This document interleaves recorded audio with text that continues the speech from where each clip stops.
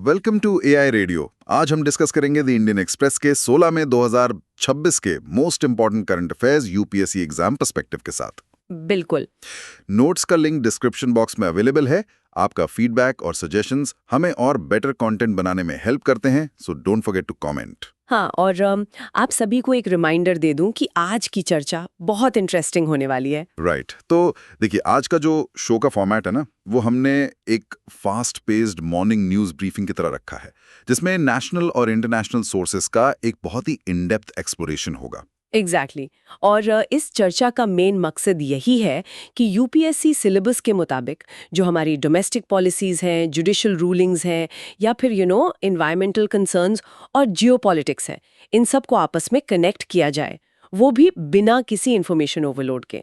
मैं कोशिश करूंगी कि डॉट्स को नेचुरली कनेक्ट करूं। उस पर ही निर्भर करता है ना? तो दिन की शुरुआत एजुकेशन सेक्टर की दो सबसे बड़ी खबरों से करते हैं। सबसे बड़ा मुद्दा अभी नीट यूजी एग्जाम रिफॉर्म्स का है। हाँ, ये तो बहुत ही बड़ा इशू बन गया था। बिल्कुल। मई 3 को जो नीट यूजी एग्जाम आयोजित हुआ था, जिसमें लगभग 22 लाख कैंडिडेट्स थे, वो पेपर लीक के बाद कैंसिल कर दिया गया। सीबीआई ने पुणे के एक रिटायर्ड लेक्चरर पीवी कुलकर्णी और कुछ अन्य लोगों को अरेस्ट भी किया है इसमें। राइट। और एजुकेशन मिनिस्टर धर्मेंद्र प्रधान ने क्लियरली कमांड चेन में ब्रीच को एक्सेप्ट कर लिया है, जो कि एक बड़ा स्टेटमेंट है। हाँ, उन्होंने एक्सेप्ट किया है और अब रीटेस्ट 21 जून को होगा, दोपहर 2 से 5:30 बजे तक। एक अच्छी बात यह है कि बच्चों को 15 मिनट एक्स्ट्रा दिए जाएंगे। एडमिट कार्ड्स 14 जून तक आएंगे और कोई एक्स्ट्रा फी नहीं होगी। ये तो इमीडिएट रिलीफ की बात हो गई, पर इसमें एक बहुत बड़ा स्ट्रक्चरल शिफ्ट भी आ रहा है। वो के राधाकृष्णन कमेटी वाली रिकमेंडेशन, राइट? एग्जैक्टली। अगले साल से ये exam pen and paper test नहीं रहेगा, इसे पूरी तरह से कंप्यूटर बेस्ड टेस्ट यानी सीबीटी में ट्रांसफॉर्म किया जा रहा है। अच्छा, इस बार मैं एक एनालॉजी यूज करना चाहता था। ये जो पेन एंड पेपर वाला सिस्टम था ना, ये एक पुरानी लंबी पाइपलाइन जैसा हो गया था। हाँ, सही कहा। जिसमें प्रिंटिंग, ट्रांसपोर्ट, स्टोरेज, इन सभी पॉइंट्स पर लीकेज का रिस्क बना रहता था। अब ये सीबीटी एक नए सील्ड डिजिटल पाइप जैसा है। लेकिन क्या सीबीटी साइबर क्राइम के नए चैलेंजेस नहीं ले आएगा? देखिए, चैलेंजेस तो हैं। इतने बड़े स्केल पर एग्जाम कराना लॉजिस्टिक्स का एक पूरा नाइटमेयर होता है। सीबीटी जरूरी तो है पेपर लीक रोकने के लिए, लेकिन अगर हम एनटीए की करंट कैपेसिटी देखें तो वो एक शिफ्ट में सिर्फ 15.5 लाख बच्चे ही हैंडल कर सकते हैं सिक्योर सेंटर्स में। ओ वाह, सिर्फ 15.5 लाख और बच्चे 22 लाख हैं। वही तो, इस कैपेसिटी को 22 लाख तक स्केल अप करना एक बहुत बहुत बड़ा टास्क होगा। Internet bandwidth, secure servers, anti hacking protocols, ये सब जीरो से स्केल करना पड़ेगा एनटीए को। मतलब सोल्यूशन निकाल लिया, पर एग्जीक्यूशन उतना ही मुश्किल है। खैर, एजुकेशन सेक्टर से जुड़ी एक और बड़ी खबर है, माइनॉरिटी एजुकेशनल इंस्टीट्यूशंस का मुद्दा।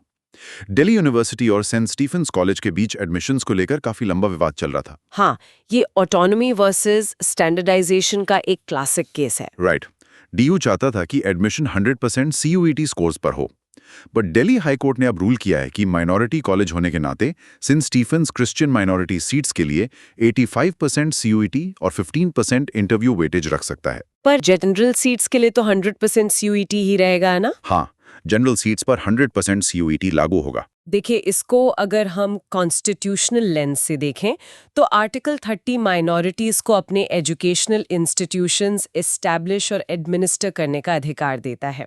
अगर सीयूईटी जैसा स्टैंडर्डाइजेशन 100% थोप दिया जाता तो उनकी जो माइनॉरिटी कैरेक्टर की ऑटोनॉमी है वो इन्फ्रिंज होती। राइट, मतलब स्टैंडर्ड रूल्स अपनी जगह पर कॉन्स्टिट्यूशनल राइट्स अपनी जगह। एग्जैक्टली। कोर्ट ने यहाँ एक बैलेंस बनाया है। एक तरफ मेरिट बेस्ड सिस्टम है सीयूईटी के थ्रू, और दूसरी तरफ माइनॉरिटी इंस्टीट्यूशन को अपने कम्युनिटी कैंडिडेट सिलेक्ट करने का थोड़ा फ्लेक्सिबिलिटी भी दिया गया है। सही है। तो एजुकेशन सिस्टम के रूल्स और ऑटोनॉमी की बात के बाद अब उन लीगल रूल्स की तरफ चलते हैं जो सीधे सोसाइटी की दिशा तय करते हैं। जुडिशरी से दो बहुत इंटरेस्टिंग प्रेसिडेंट्स आए हैं। पहला पॉक्सो और पब्लिक सर्वेंट की डेफिनेशन से जुड़ा है। हाँ, ये सुप्रीम कोर्ट का जजमेंट है उन्नाव रेप केस में, राइट? बिल्कुल। सुप्रीम कोर्ट ने दिल्ली हाई कोर्ट के उस ऑर्डर को रद्द कर दिया है जिसमें उन्नाव रेप केस के दोषी फॉर्मर एमएलए कुलदीप सिंह सेंगर, उनकी लाइफ सेंटेंस सस्पेंड की गई थी। हाई कोर्ट का हाई कोर्ट का मानना था कि एक लेजिस्लेटर आईपीसी के तहत पब्लिक सर्वेंट के एम्बिट में नहीं आता जब पॉक्सो एक्ट की बात हो। अच्छा। पर एससी बेंच, जिसमें जस्टिस जयमाल्या बागची और सीजीआई सूर्यकांत थे, उन्होंने इसको एक हाइपर टेक्निकल व्यू कहकर पूरी तरह खारिज कर दिया। और एससी का ये फैसला बहुत लॉजिकल भी है। अगर हम पॉक्सो यानी protection of children from sexual offences act का बेसिक पर्पस देखें तो वो बच्चों की सेफ्टी है। हाँ, ऑब्वियसली। जब लॉ एक पब्लिक सर्वेंट पर स्ट्रिक्टर पनिशमेंट लगाता है तो उसका लॉजिक ये होता है कि उस व्यक्ति के पास सोसाइटी का ट्रस्ट और पावर दोनों है।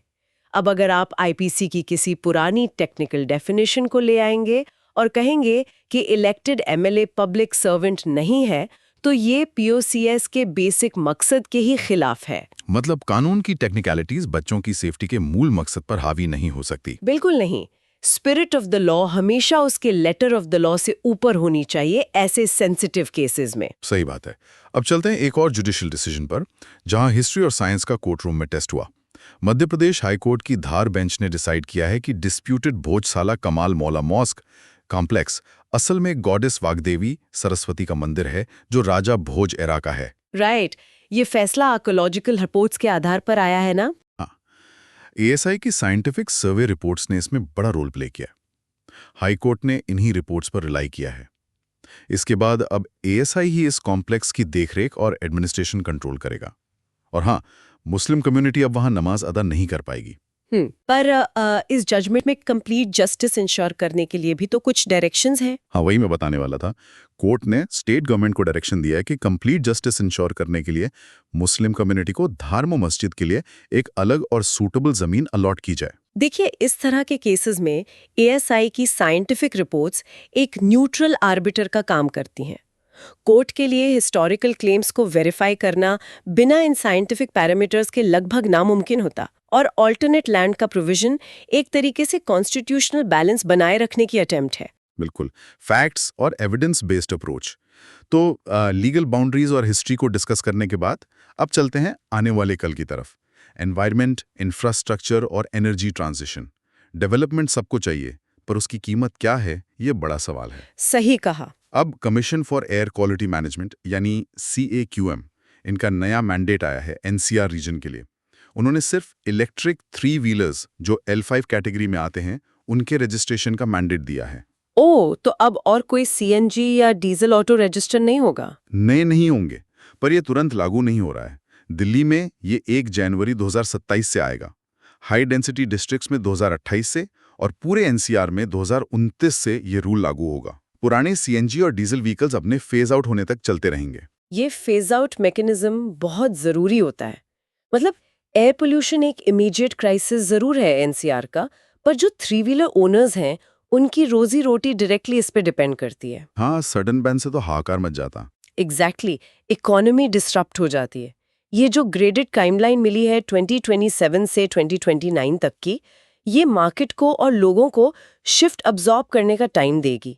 साथ ही पुराने व्हीकल्स को तुरंत बैन ना करने से लोगों की कैपिटल इन्वेस्टमेंट भी जीरो नहीं होती। स्मार्ट पॉलिसी है ये।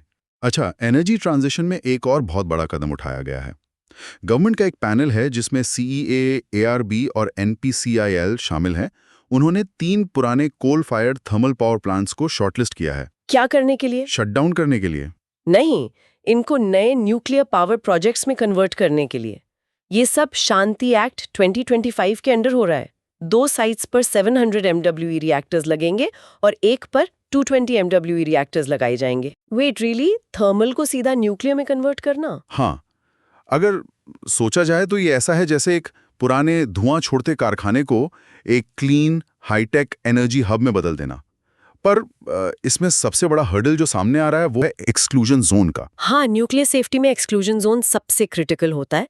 रूल के हिसाब से रिएक्टर के 1 किलोमीटर के दायरे में कोई आबादी नहीं होनी चाहिए। एग्जैक्टली। और क्योंकि ये पुराने थर्मल प्लांट्स हैं, उनके आसपास तो पिछले 30-40 सालों में पूरी टाउनशिप्स बस चुकी हैं। साथ ही न्यूक्लियर प्लांट्स के लिए हैवी वाटर रिक्वायरमेंट भी बहुत ज्यादा होती है। देखिए, इंफ्रास्ट्रक्चर पहले से वहाँ है, जैसे grid connectivity, water supply systems. इसीलिए रीपर्पसिंग का आइडिया बहुत अट्रैक्टिव है इंडिया के 2047 तक 100 जीबी न्यूक्लियर कैपेसिटी वाले गोल के लिए। पर उस 1 किलोमीटर वाले रेडियस को क्लियर करना एक मैसिव सोशियो पॉलिटिकल चैलेंज होगा। अनलेस वो नए स्मॉल मॉड्यूलर रिएक्टर्स यूज करें जिनका सेफ्टी जोन रिक्वायरमेंट कम होता है। वो भी एक एंगल हो सकता है आगे चलकर, पर फिलहाल आबादी को डिस्प्लेस करना आसान नहीं होगा। और डिस्प्लेसमेंट की जब बात आती है तो ग्रेट निकोबार आइलैंड वाला मेगा प्रोजेक्ट कैसे भूल सकते हैं? वो 72,000 करोड़ वाला प्रोजेक्ट। हाँ, वहाँ एक मेगा पोर्ट, एयरपोर्ट और नई टाउनशिप बनाई जा रही है। जी। लोग इसको एक नए सिंगापुर की तरह प्रोजेक्ट कर रहे हैं, लेकिन एनवायरनमेंट एक्सपर्ट्स इसको लेकर बहुत चिंतित हैं। इसके इकोलॉजिकल थ्रेट्स बहुत बड़े हैं। बिल्कुल। उस इलाके में शोम्पेन और सदर्न निकोबारीज ट्राइब्स रहती हैं, जो पर्टिकुलरली वल्नरेबल ट्राइबल ग्रुप्स यानी पीवीटीज हैं। उनका पूरा अस्तित्व खतरे में आ जाएगा। सही बात है। और वहाँ लेदरबैक टर्टल्स का हैबिटेट भी तो है, जो नष्ट हो सकता है। ऊपर से ये जोर सीस्मिकली एक्टिव है, रिंग ऑफ फायर में आता है। अर्थक्वेक्स और सी लेवल बढ़ने का खतरा हमेशा बना रहता है वहाँ। और सबसे बड़ा इश्यू इसमें लीगल और रेगुलेटरी फ्रेमवर्क का है।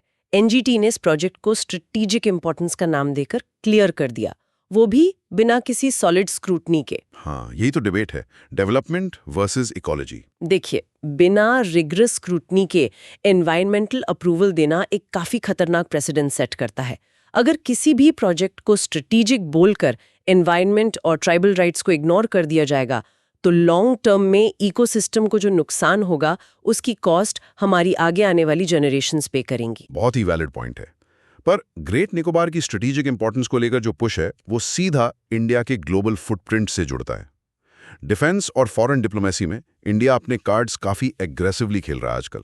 बिल्कुल। जैसा कि हमने AMCA इंफ्रास्ट्रक्चर फाउंडेशन में देखा, डिफेंस मिनिस्टर राजनाथ सिंह और AP chief minister Chandrababu Naidu ने पुट्टापार्थी में 16,000 करोड़ रुपए के कॉम्बैट एयरक्राफ्ट इंफ्रास्ट्रक्चर की फाउंडेशन रखी है। 16,000 करोड़? ये एडा और DRDO का जॉइंट वेंचर होगा। हाँ, ये 5th जनरेशन AMCA यानी advanced medium combat aircraft fighter jet develop करने के लिए है। और बात सिर्फ हवा की नहीं है, इसके साथ ही अंडर वाटर सिस्टम्स, वेपन्स और कुरनूल में एक बड़ा ड्रोन सिटी भी बनाया जा रहा है। ये क्लियरली इंडिया का मल्टी डोमेन वॉरफेयर की तरफ एक शिफ्ट दिखाता है। एयर, सी और अनमैन्ड सिस्टम्स पर एक साथ फोकस करना स्ट्रेटेजिक ऑटोनॉमी के लिए जरूरी है। स्ट्रेटेजिक ऑटोनॉमी का जो आपने जिक्र किया, ये टर्म आगे आने वाली 2 खबरों पर परफेक्टली फिट बैठता है। PM मोदी ने रिसेंटली अबू धाबी का दौरा किया और वहां UAE के साथ कुछ बड़े एग्रीमेंट्स हुए हैं। UAE अब इंडिया के स्ट्रेटेजिक पेट्रोलियम रिजर्व्स जो मैंगलोरू में है, वहां 30 मिलियन बैरल स्टोर करेगा और इंफ्रास्ट्रक्चर में $5 बिलियन इन्वेस्ट करेगा। ये तो एनर्जी सिक्योरिटी के हिसाब से बहुत बड़ा मूव है। बिल्कुल। PM मोदी ने UAE पर हुए ड्रोन अटैक्स को कंडेम भी किया और स्ट्रेट ऑफ हॉर्मूज को ओपन रखने की बात की।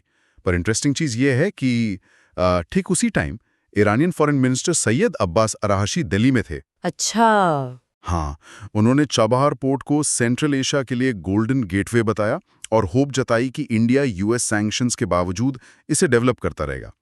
ईरान ने ऑयल सप्लाई बढ़ाने की भी पेशकश की है। तो मेरा आपसे सवाल ये है कि ये कितना कॉम्प्लिकेटेड है।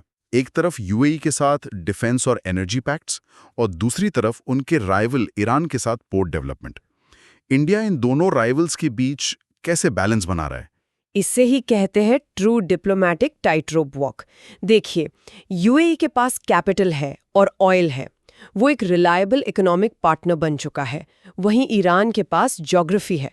चाबहार पोर्ट हमारे लिए अफगानिस्तान और सेंट्रल एशिया तक पहुंचने का एकलौता रास्ता है, पाकिस्तान को बाईपास करके। राइट। इंडिया का अप्रोच क्लियर है, हमारी दोस्ती एक्सक्लूसिव नहीं है। हम UAE से टाइज बढ़ा रहे हैं अपनी एनर्जी सिक्योरिटी के लिए, पर इसका मतलब ये नहीं कि हम ईरान को अबैंडन कर देंगे। इंडिया अपनी स्ट्रेटेजिक ऑटोनॉमी का बेहतरीन इस्तेमाल कर रहा है, जहां वो दोनों कैंप्स के दोस्तों के साथ डील्स कर रहा है, कंप्लीटली अपने नेशनल इंटरेस्ट्स को प्रायोरिटी बनाते हुए। ये तो काफी प्रैग्मेटिक अप्रोच है और इसी प्रैग्मेटिज्म का असर ब्रिक्स की मीटिंग में भी दिखा। अभी हाल ही में दिल्ली में ब्रिक्स फॉरेन मिनिस्टर्स की मीटिंग हुई। अब क्योंकि ब्रिक्स में नए मेंबर्स ऐड हुए हैं जिसमें ईरान और UAE दोनों हैं, उनके आपस के डिफरेंसेस की वजह से वेस्ट एशिया वॉर पर कोई कंसेंसस या जॉइंट स्टेटमेंट फाइनलाइज ही नहीं हो पाया। जब भी ऑर्गेनाइजेशंस एक्सपैंड होती हैं, इंटरनल कॉन्ट्रडिक्शंस बढ़ना नेचुरल है। पर इस डिसएग्रीमेंट के बीच भी इंडिया के लिए एक बड़ी जीत हुई। अप्रैल 2025 में J&K के पहलगांव में जो टेरर अटैक हुआ था, ब्रिक्स ने उस टेरर अटैक का स्ट्रिक्ट कंडेमनेशन अडॉप्ट किया। और सबसे बड़ी बात यह है कि ये चाइना की मौजूदगी में हुआ। ये एक्चुअली एक बहुत बड़ा डिप्लोमैटिक विन है। देखिए, डिप्लोमैटिक टेबल पर ब्रिक्स अब एक ऐसी जगह बन गया है जहां नए मेंबर्स अपने रीजनल डिस्प्यूट्स ला रहे हैं।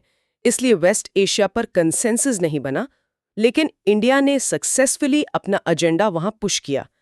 चाइना के होते हुए एक specific Pakistan backed terror attack को कंडेम करवाना दिखाता है कि इंडिया का वेट इंटरनेशनल फोरम्स पर कितना बढ़ गया है। सही बात है। तो अब अगर हम आज की सारी बातों के डॉट्स कनेक्ट करें, एक सिंथेसिस निकालें इसका, हमने देखा कि चाहे वो एजुकेशन में नीट पेपर लीक की लॉजिस्टिक्स को ठीक करना हो, कोर्ट्स द्वारा POCO जैसे सामाजिक लॉज को स्ट्रिक्टली डिफाइन करना हो, या दुनिया के मंच पर चाबहार और ब्रिक्स के जरिए अपना डिप्लोमेटिक वजन बढ़ाना हो, हर जगह सिस्टम्स को कंटिन्यूअसली अपग्रेड करने की जरूरत पड़ रही है। बिल्कुल, और इसमें ना एक बहुत डीप कॉन्ट्रडिक्शन भी छुपा है, जो लिसनर्स के लिए सोचने वाली बात है। वो क्या? देखिए, एक तरफ इंडिया ग्लोबल स्टेज पर चाबहार पोर्ट डेवलप कर रहा है, UAE से $multi-billion डील्स कर रहा है, और पुट्टापट्टी में 5th generation fighter jets AMCA बनाने की नींव रख रहा है।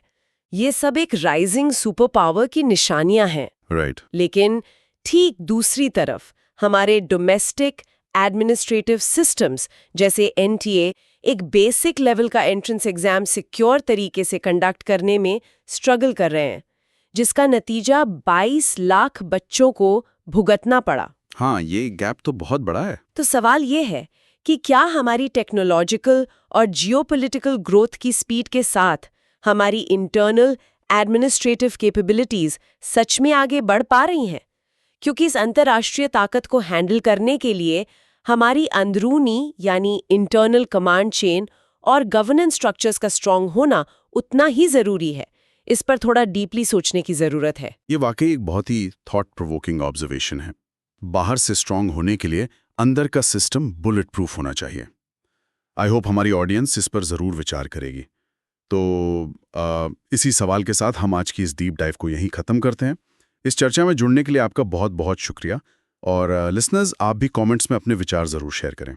मिलते हैं अगले डीप डाइव में।